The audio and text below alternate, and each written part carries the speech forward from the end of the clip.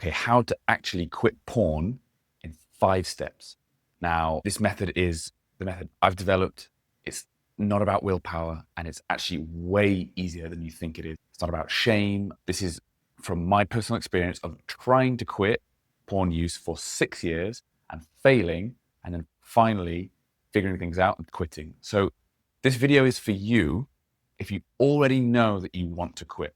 Already know that porn is holding you back in life, it's causing you problems, you want to break through, maybe you've even tried quitting already, but nothing seems to work. You seem to keep falling back in the trap.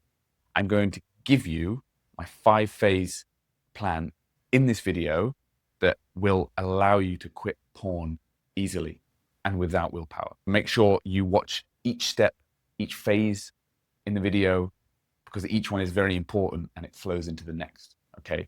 If you miss one of them out or don't understand one, it will make things more difficult further down the line. Initially, I figured this out, but I did relapse a couple of times after a 6-month period. And there was a crucial thing, which was actually primarily step 2 that I didn't quite understand properly. So I do believe it's important to understand all of these steps. And if you do, then actually you'll be really surprised at how simple and easy quitting porn for good can be. Okay, so phase 1. Phase 1. Face the trap. Now, I call it that because watching porn is actually an illusion of pleasure. We believe we enjoy it. We believe that it gives us things like maybe helping us sleep or helping us cope, okay? But the reality is it doesn't give us anything, even the enjoyment. Just think about this for a second. Does anyone smile whilst watching porn? And when you finish, does it ever feel like, was it enough? Or are you always searching for more?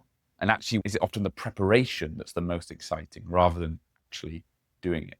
The other side to this as well is giving maybe an analogy. And one analogy that I really like is thinking you enjoy porn and watching porn is like wearing really, really tight shoes all day just for the pleasure of taking them off in the evening. Okay, so if you think about the person who isn't wearing the tight shoes, but they don't have that relief in the evening because their shoes fit them normally, do you think they're missing out from what the person who's wearing the tight shoes is feeling?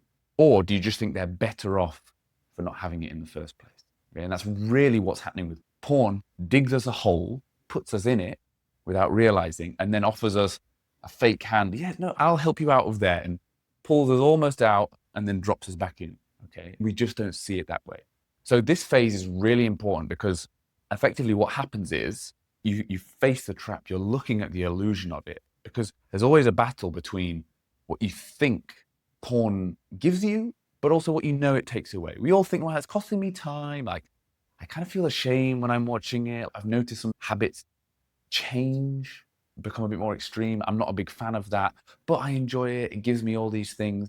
So there's this battle, internal battle going on. Like, wow, but I don't want to give it, even though I noticed this, I don't want to give it up just yet. But the truth is, all the things that you think it gives you, like the pleasure and maybe helping you focus or sleep, all of those are untrue. So there actually is no battle. And once you face the illusion, once you see that clearly, it actually gets very easy to just drop that one side and you just see, oh, it's just taking all these things from me. Right, and that offers a huge sense of clarity. So that's phase 1. You remove the illusion, face the trap. Phase 2, okay, phase 2, meet the chimp, okay. Now, I've called it the chimp, and this is based off a book that I read actually for my performance days when I was an athlete, and this was The Chimp Paradox by Professor Steve Peters. Now, I think the chimp is a very good way of framing it. Basically, this is talking about your mammalian brain, your mammal brain, your emotional brain, also known as the chimp, okay? Now, this part of your brain is really crafty. It's very strong, it's very emotional, overly simplistic, but imagine there's the chimp side of you, and there's the real you, which is the human, okay? Now, the chimp is much stronger, it's much faster, and it's completely emotional, okay? And the human brain is built on top of the chimp brain. The problem is, we believe that we are the chimp, that voice, that emotional voice in your head, those urges, we believe that that is us, and that's what we really want. But in reality, it's actually the chimp lying to us because it wants its dopamine fix. It doesn't know what's actually good for us. It just sees that when we watch this internet pornography, to it, we've suddenly got an unlimited access to the biggest harem in the world at our fingertips. Okay. And so it thinks we have real partners right there. And because there's so much novelty and you can have all these different clips running at the same time, the dopamine rush is just off the charts. So to the chimp, it goes, I want that. I want more of that. And it will lie and say anything to get more of that. Now, this was the thing that I didn't understand initially, because I managed to see the illusion of porn, which really helped me see things clearly. So I thought, wow, okay, I don't need this anymore. I'd gone through phase one. But eventually, after a few months, I'd lost some of that, let's say, motivation, some of the relevance in my head about the reasons why I was quitting. I just thought, oh, I've quit. Cool. It's actually quite easy now.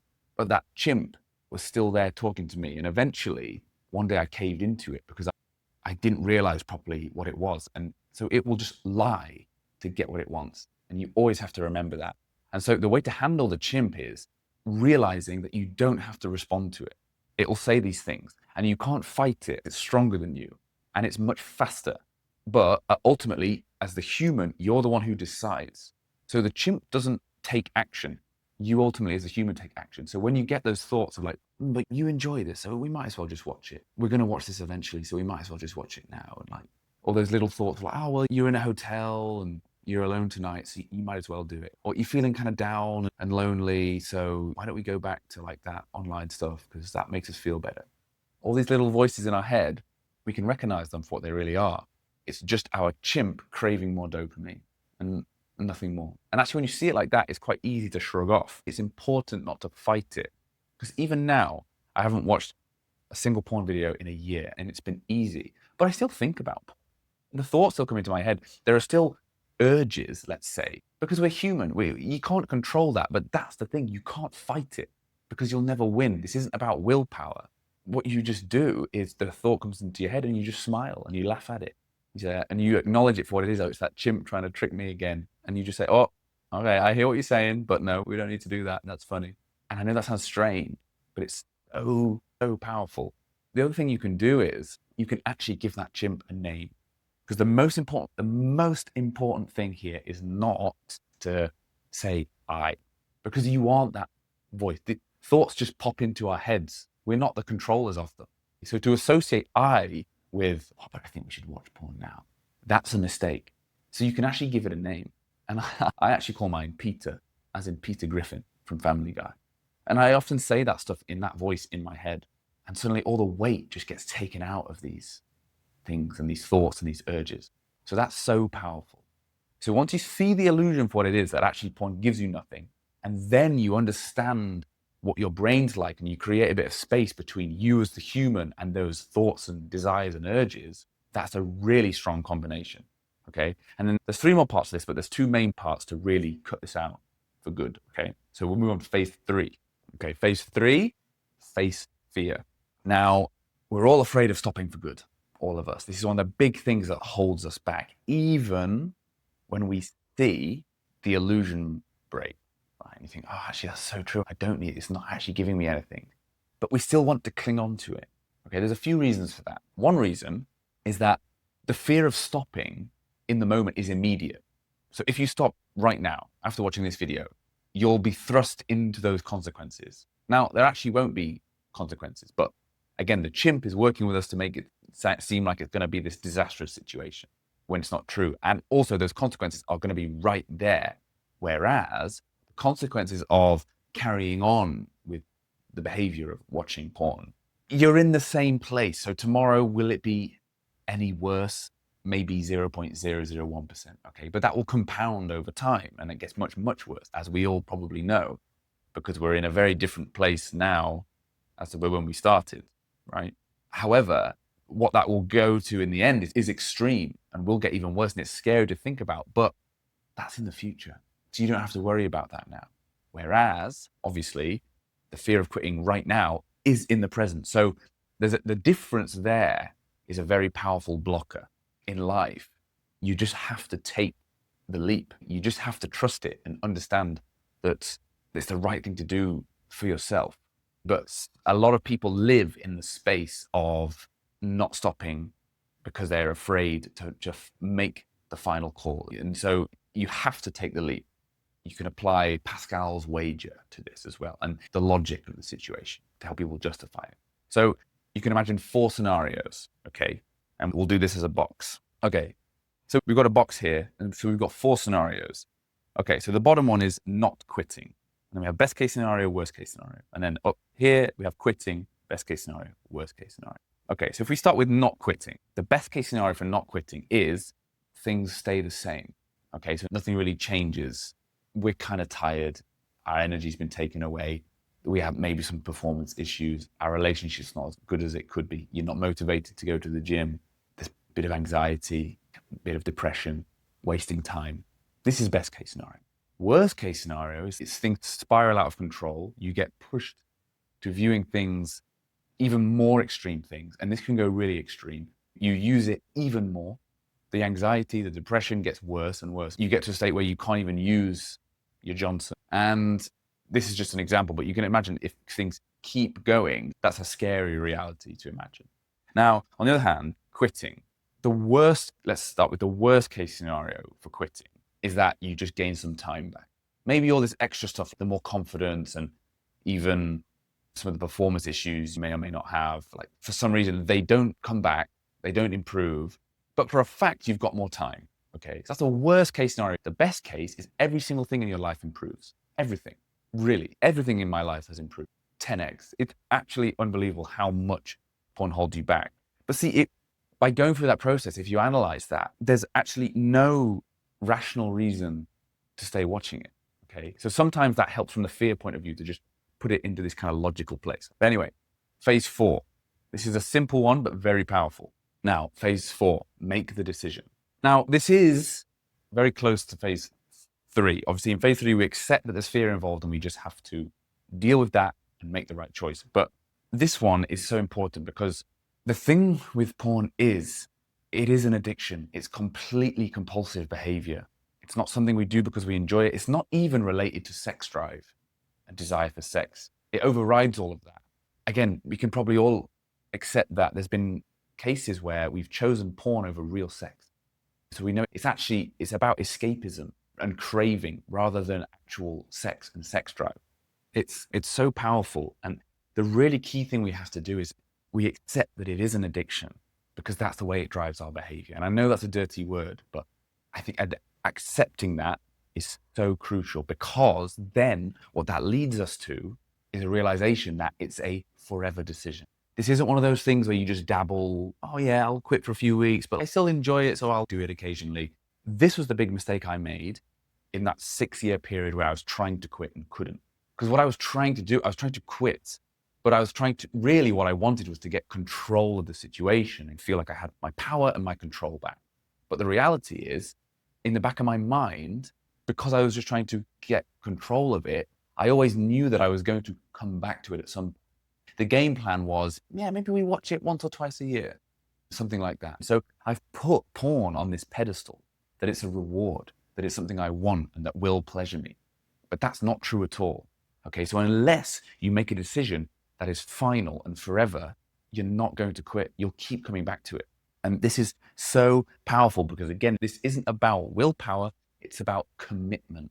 And that's key. You've made the decision, and you've made a decision forever, okay? Because one of the dangers with porn is how easily you fall back into the trap. Very, very easily. So there's no such thing as one little peep, okay? No such thing. And that can be anything, right? And that doesn't mean that you can't accidentally see stuff, or you can't see a film that's erotic in some way or has some kind of sex scene in it. That's not the case. You can't be afraid of everything.